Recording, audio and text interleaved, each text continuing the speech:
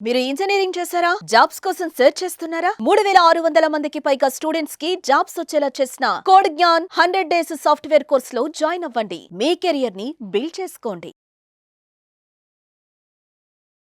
Welcome to Suman TV. నేను మీ Suman TV. మనిషి ఉరుకుల పరుగుల జీవితంలో ఇంటికొచ్చిన అతిథిని ఏ విధంగా చూసుకోవాలి అనేటువంటి విషయం పూర్తిగా మర్చిపోయారని చెప్పడంలో ఏమాత్రం సందేహం లేదు. ఒక మనిషి ఇంటికి వస్తే ఎంత బాగా రిసీవ్ చేసుకోవాలి, ఎలాంటి కంఫర్ట్ జోన్ని క్రియేట్ చేయాల్సినటువంటి అవసరం ఉంటుంది. అక్కడే ఆ ఫ్యామిలీ విలువలు ఏ విధంగా నిలబడతాయి, ఆ బంధం ఏ విధంగా నిలబడుతుంది. అండ్ ఎస్పెషల్లీ ఒక మనిషి ఇంటి దగ్గరకు వచ్చేటప్పుడు చెప్పులు విడిచి మన ఇంట్లోకి అడుగు పెడుతున్నాడు అని అంటే అక్కడి నుంచి వెళ్ళేంత వరకు మనం ఎలాంటి జాగ్రత్తలు తీసుకొని ఆ మనిషికి ఆతిథ్యం ఇవ్వాల్సినటువంటి అవసరం, బాధ్యత ఉంటుంది అనేది ఈరోజు మనతో పాటు హైకోర్టు అడ్వకేట్ అలగర్ రవీంద్రనాథ్ గారు ఉన్నారు. అది వారి మాటలోనే తెలుసుకుందాం. నమస్కారం సార్. నమస్తే అండి రాజు గారు. ఇంటికి వచ్చిన అతిథిని ఎలా చూసుకోవాలి సార్? అసలు ఎవరికన్నా ఏ విధంగా అనిపిస్తుంది అని అంటే ఇది మర్చిపోయి చాలా రోజులైంది చాలామందికి. బట్ దానికి కూడా మన ఆచార వ్యవహారాల్లో ఒక ప్రత్యేక గుర్తింపు, స్థానము, దాంతోపాటు వాల్యూ యాడ్ చేసి ఉన్నారు. అందరం మర్చిపోయి ఉన్నాం దాన్ని, కూర్చున్నటువంటి నాతో సహా. ప్రతి ఒక్కరూ తెలుసుకోవాలి, కుటుంబ విలువలు పెంచుకోవాలి అనుకున్నప్పుడు ఆతిథ్యం దగ్గర నుంచే స్టార్ట్ అవ్వాలి. అది ఎలా? ఆతిథ్యం, అతిథి, ఆ పదాల్లోనే ఒక వైశిష్ట్యం ఉంది నాగరాజు గారు. అతిథి అంటే తిథి చూడకుండా వచ్చేవాడిని అతిథి అంటారు.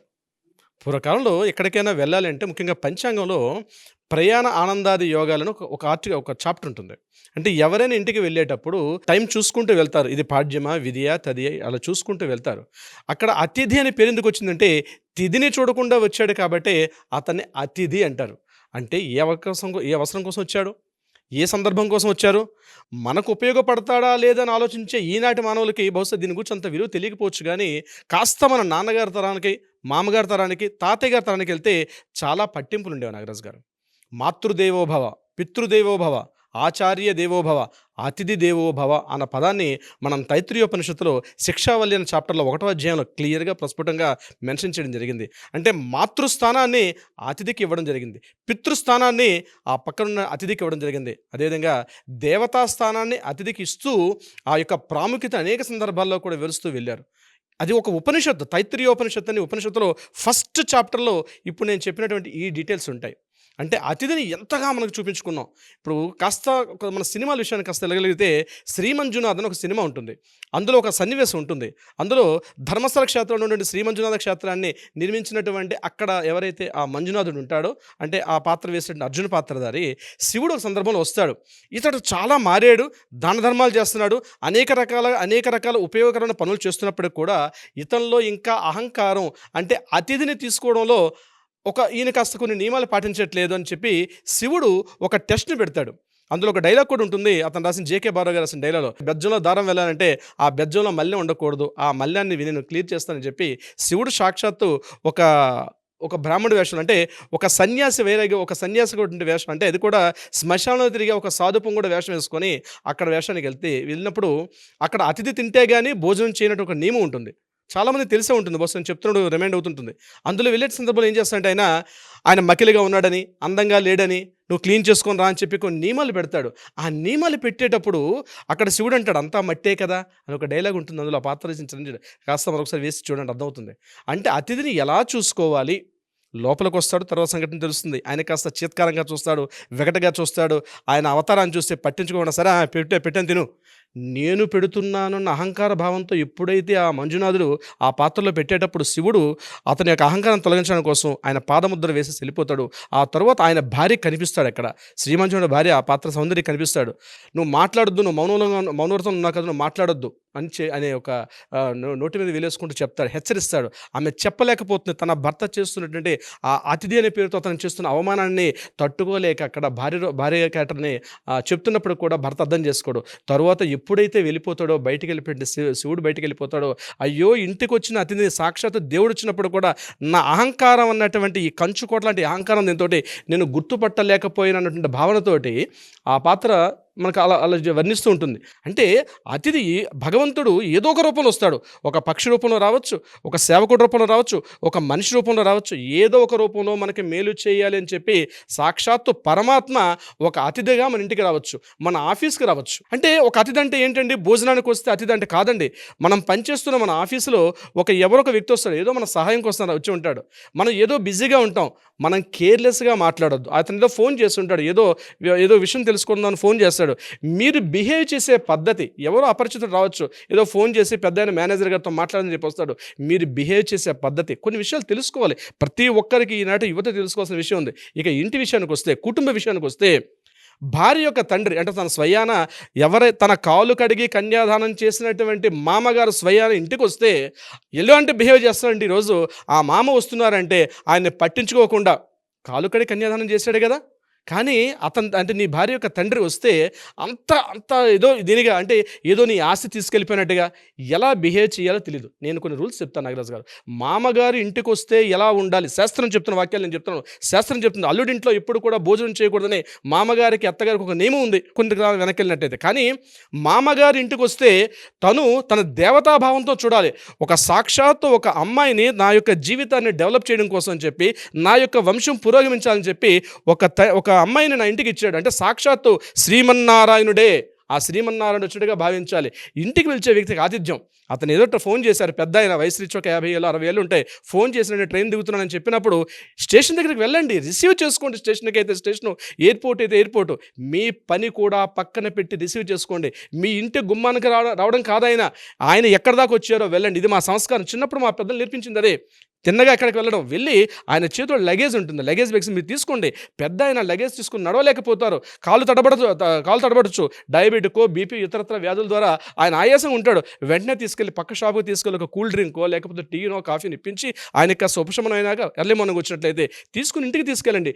ఇంటికి వెళ్ళాక కాస్త చెప్పులు స్టాండ్ బయట పెట్టాక లోపల పిలిచి ఆయన స్నానం చేయడానికి కాస్త సబ్బు అట్లాంటివన్నీ కూడా ఏర్పాటు చేసి ఆయన కాస్త పెద్దానికి ఉపశమనం చేసిన తర్వాత అప్పుడు వ్యవహారాలు మాట్లాడండి. కానీ అది లేదు నాగరాజు గారు.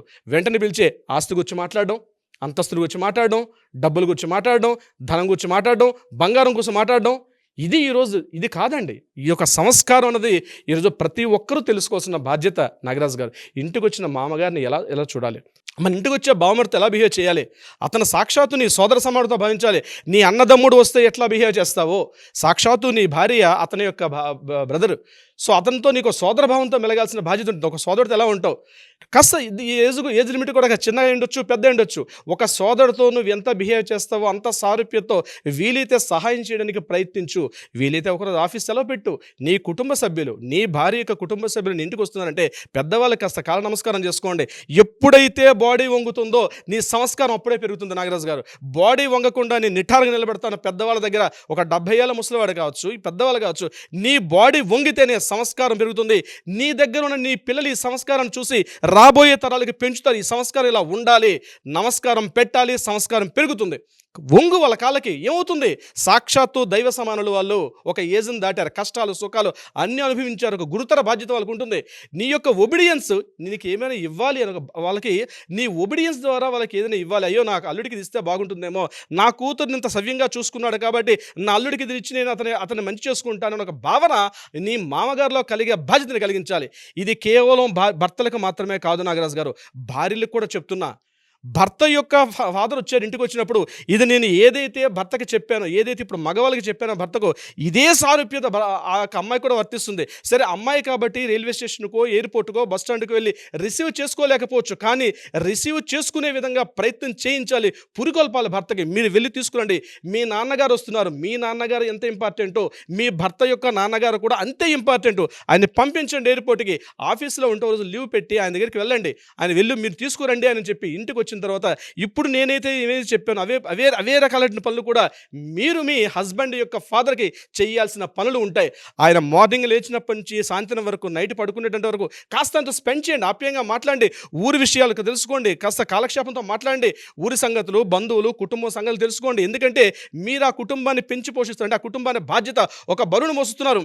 మీకు తెలియని ఎన్నో విషయాలు నిగూఢంగా వాళ్ళ దగ్గర ఉంటాయి. వాళ్ళ తాతలు, వాళ్ళ ముత్తాతలు కూర్చోండి, మధ్యాహ్నం భోజనాలు చేసిన తర్వాత కాసేపు 1 గంట నుంచి 3 గంటల మాట్లాడు కూర్చోండి. ఆ టైంలో కూర్చొని టీవీ సీరియల్ చూసే బదులు మీ పెద్ద ఆయన వచ్చారు, మీ భర్త గారి యొక్క తండ్రి గారు వస్తే కూర్చుని వారిని అడగండి, మీ తాతగారి పేరు ఏం పేరు, మీ నాన్నగారి పేరేంటి, వాళ్ళ విషయాలు వాళ్ళ వంశం యొక్క విషయాలు. ఎందుకంటే మీరు ఆ వంశాన్ని మోస్తున్నారు కాబట్టి తెలుసుకోండి. ఎందుకంటే ఆ తరం వెళ్ళిపోతే మీకు చెప్పడం లేదు, శూన్యం అయిపోతుంది.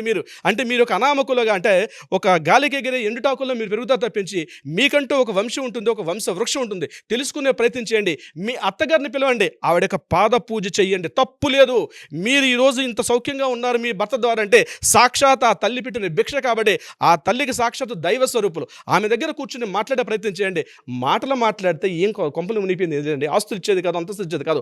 కానీ మీ సంస్కారం వాళ్ళకి టైం టు టైం మీరు చేసేది, మీ చిన్న పిల్లలు 7 సంవత్సరాలు 5 సంవత్సరాలు 3 సంవత్సరాలు ఉన్న పిల్లలు చూసి నేర్చుకుంటారు.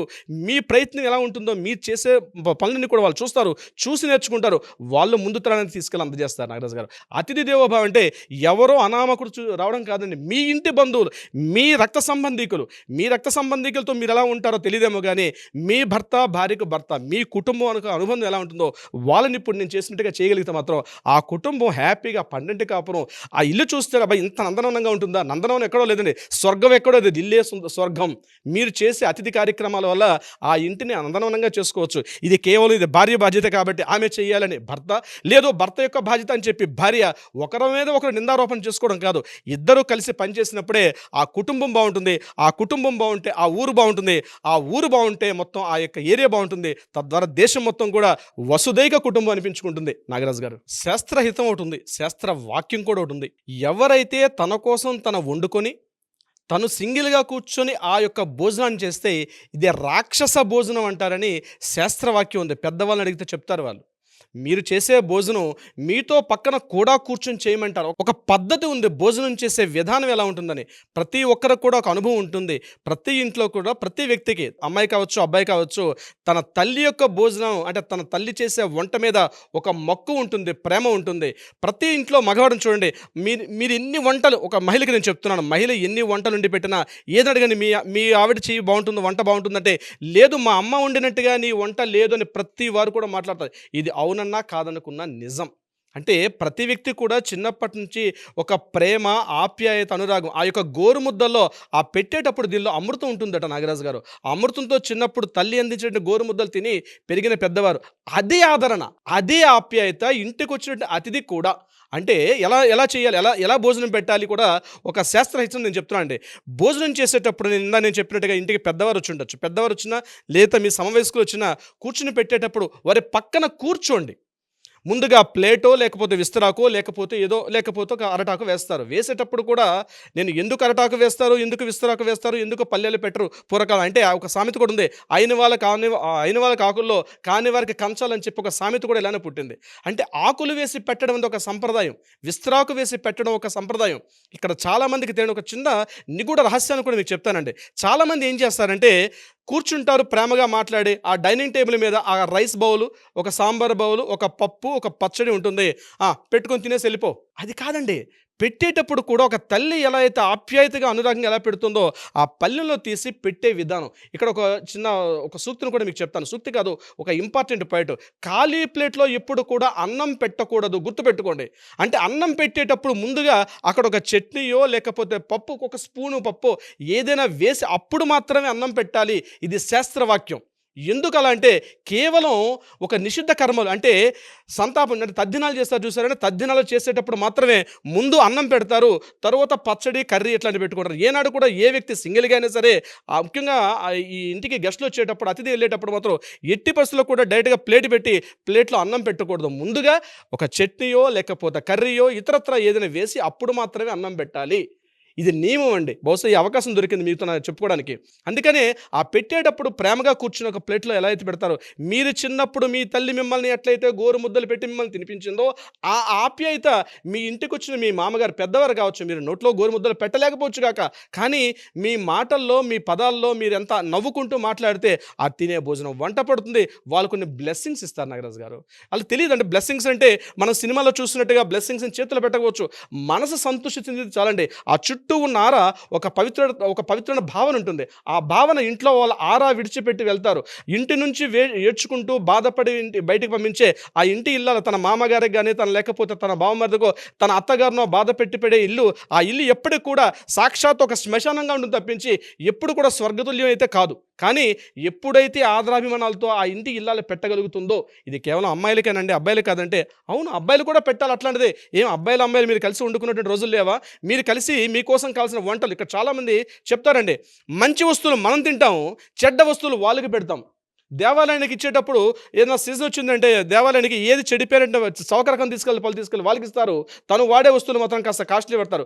ఈ యొక్క విధానం చాలా మందిలో ఉంటుంది. కాదండి, మీరు తినాల్సింది మీరు తినండి, కానీ అవతల వారికి ఇచ్చేటప్పుడు, అవతల వారికి పెట్టేటప్పుడు ఒక ప్రేమతోటి మంచి వస్తువులు పెట్టండి. ఒక మంచి పండు, ఒక మంచి ఫలమో టేస్టీగా ఉండే ప్రయత్నం చేసి అది వాళ్ళ దగ్గరగా కూర్చొని మాట్లాడండి, నవ్వుకుంటూ మాట్లాడండి, హ్యాపీ మూడ్లో ఉండండి. ఇంటికి వచ్చి అతిథి వెంబడి మీరు ఆ రకంగా బిహేవ్ చేయగలిగితే వాళ్ళ బ్లెస్సింగ్స్ ఎప్పుడు మీకు మీ ఇంటి మీద ఉంటాయి. ఆ ఇల్లు సకల సంపదలతో వర్ధిల్లుతుంది. నాగరాజు గారు, ఇంట్లో ఎవరైనా అతిథి ఎంటర్ అయినప్పుడు ఎలా చూసుకోవాలి, ఈవెన్ వాళ్ళు వేరే ఊరి నుంచి వచ్చినప్పుడు మనం ఎలా రిసీవ్ చేసుకోవాలి, ఎక్కడైనా నిజంగా వాళ్ళు స్టేషన్ దగ్గర లేదు అని అంటే కొంతమంది క్యాబ్ వేసుకొని వచ్చేస్తూ ఉంటారు. బట్ మనం ఆపి వాళ్ళకి ఏమైనా కావాలేమో చూసి అడిగి తెలుసుకుని మరి వాళ్ళకి ఏం కావాలో చూసి దాని తర్వాత ప్రయాణం మొదలుపెట్టి ఇంటికి వచ్చిన తర్వాత చెప్పులు విడిచిన దగ్గర నుంచి లోపలికి వచ్చేంత వరకు ఎలాంటి ఆప్యాయతతోటి వాళ్ళని చూసుకుంటే మన జీవితం బాగుంటుంది, వాళ్ళు కూడా అంత హార్ట్ఫుల్గా మనకు ఆ బ్లెస్సింగ్స్ ఇస్తారు అని చెప్పడానికి ద బెస్ట్ వీడియో అండి. ఎందుకంటే ఈ రోజుకి కూడా ప్లేట్లో ఏం పెట్టాలి ఏం పెట్టకూడదు అనేటువంటి దాని మీద కొంతమందికి అవగాహన కూడా ఉండదు. ఈవెన్ కొంతమంది ప్లేట్ ఇచ్చేసి వాటర్ కూడా ఇవ్వకుండా వెళ్ళిపోతూ ఉంటారు. అంటే ట్రీట్ చేసే విధానం కూడా ఎలా ఉంటుంది అని అంటే, ఇంటికి వచ్చినటువంటి వాళ్ళని ఒక 5 నిమిషాలు ఎలా మాట్లాడితే బాగుంటుందో అనేటువంటి దాని మీద కూడా పూర్తి అవగాహన లేనటువంటి వాళ్ళు చాలామంది ఉన్నారు. వీడియో చూసిన తర్వాత ఒక్కొక్కరు ఒక ఎక్స్పీరియన్స్ చెప్తారు, ఎవరెవరిని ఏ విధంగా ట్రీట్ చేసి ఉంటారు అనేది. అంటే కొంతమంది బ్యాడ్ ఎక్స్పీరియన్స్ చేసినటువంటి వాళ్ళు కూడా ఉంటారు కదా, ఇంటికి వెళ్ళినటువంటి అతిథిని ఏ రకంగా బ్యాడ్ చేసి ఉంటారు అనేటువంటిది. మీ ఎక్స్పీరియన్స్ ఏదైనా కింద కామెంట్ బాక్స్లో షేర్ చేయండి. ఒకవేళ అలాంటి ఎక్స్పీరియన్సెస్ రెగ్యులర్గా జరుగుతూ ఉన్నప్పుడు ఏ విధంగా మీరు ఫేస్ చేశారు అనేటువంటిది కూడా డెఫినెట్గా తెలియచేయండి. వాటి మీద కూడా మేము వీడియోస్ చేయడం జరుగుతుంది. ఎలా చేస్తే అంటే ఇలా ఉండింటే బాగుండేది, ఇలా ఉండకుండా ఉంటే బాగుండేది అనుకునేటువంటి ఆలోచన కూడా మీకు ఉంటుంది కదా. సో డెఫినెట్గా కింద కామెంట్ బాక్స్లో మాత్రం షేర్ చేయండి. ఎనీవేస్ థ్యాంక్ యూ అండి, thank you so much Ravindranath garu. Thank you so much Nagaraj garu. Suman టీవీలో మీ పర్సనల్ అండ్ బిజినెస్ ప్రమోషన్స్ కోసం కింది నెంబర్కి కాంటాక్ట్ చేయండి.